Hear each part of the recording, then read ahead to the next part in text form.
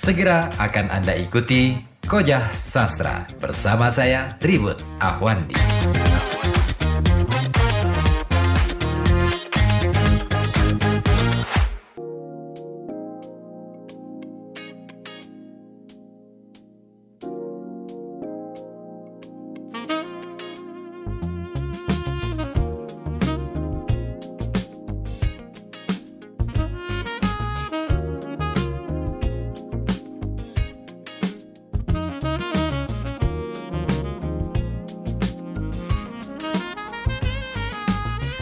Ya, masih Anda simak Kojah Sastra dari FM 91,2 Radio Kota Batik News Interaktif Solutif bersama saya Ribut Ahwandi. Dan ya, kita lanjut lagi untuk ulasan esai karya Radar Pancadahana yang berjudul Sastra Manusia yang Teralienasi Bahasa.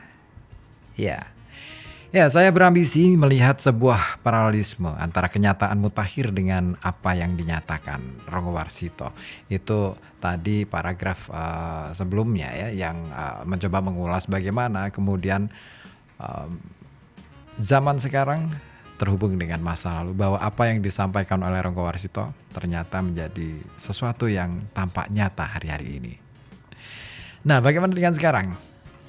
Puisi-puisi Rendra, Wiji Tukul, pertunjukan teater koma hingga slogan pemilu yang membuat Ratna Sarumpait ditahan 12 jam, atau pidato Sri Bintang Bambang Sujatmiko hingga buku Pramudia dan Subadio memang menjadi contoh yang sederhana. Ketidakberlakuan bahasa yang mereka gunakan itu jauh lebih keras ketimbang larangan mengucapkan agar supaya aku semakin ngerti. Atau Billboard bertuliskan River Park Regency Call 3204888. Bahkan jangan sekali-kali Anda menyebut diri penyair atau seniman jika tak mau teman bisnis Anda, apalagi lurah penanda tanganan KTP, Anda bingung, heran, kemudian memutuskan hubungan. Nah, kalaupun kita memeriksanya lebih teliti, lebih jauh lagi, sesungguhnya slogan paling keras para demonstran pun tak dapat menghindari dari kekuasaan bahasa itu.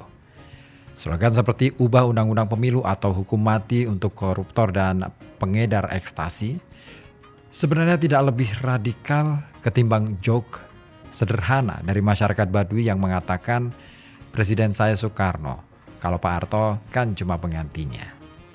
Nah, semuanya tidak hanya mengindikasikan adanya satu paradigma tunggal yang begitu kuat, yang pada gilirannya tidak hanya mempengaruhi tapi juga membentuk wacana kebudayaan kita, baik dalam pergaulan ekonomi, politik, kesenian, juga bahasa.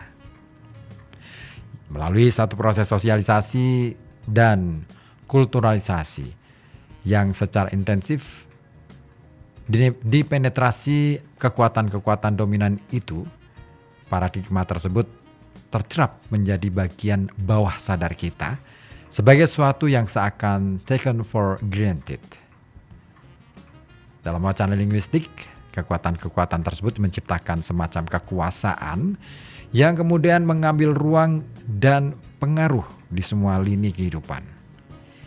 Nah, dalam bahasa Roland Barthes, ia menjadi semacam parasit dari organisme transsosial yang terkait langsung dengan keseluruhan sejarah manusia. Dan hal di mana kekuasaan termaktub ini dengan segala kandungan kemanusiaannya adalah bahasa, lebih tepat lagi ekspresi yang tak terelakkan, bahasa yang kita ucapkan dan tuliskan, bahasa yang terberi, the given language. Nah, bahasa terberi inilah yang pada akhirnya kita praktikkan dan kita gunakan sehingga seolah-olah ia sudah menjadi bagian dari takdir kita sebagai manusia, sebagai sebuah bangsa. Ya, barangkali kita akan menyebutnya dengan bangga sebagaimana kita senantiasa memamerkan bahasa Indonesia sebagai sebuah kekuatan yang berhasil memadukan ratusan pulau, etnik, dan bahasa lokal di sekujur Nusantara ini. Tanpa kita menyadari adanya kepentingan dan ide yang bersembunyi di dalamnya telah membuat bahasa itu kaku dan beku menjadi satu sistem aturan yang kolot pada perubahan sebagaimana negara. Sebagian perusahaan mengalami kesulitan dalam mengoperasikan profesionalisme dalam setiap lahan bisnisnya. Sebagaimana kita tak dapat menjelaskan dengan bebas tentang ide penyelenggaraan negara, sebagaimana pula kita hampir frustrasi mengharapkan kepastian hukum. Kita pun hampir tak berhasil menemukan bahasa dengan bebas kita susun, nyatakan, dan kita miliki. Bahasa sudah bukan milik kita lagi. Olehnya, kita dibolehkan memilih hijau, merah, atau kuning, namun melarang kita memilih warna kita sendiri. Kita tak punya hak mengidentifikasikan diri pada kenyataan di luar yang telah ditetapkan.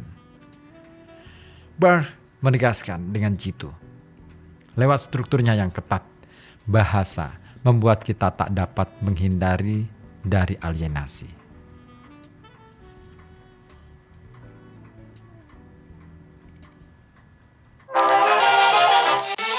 Koja Sastra.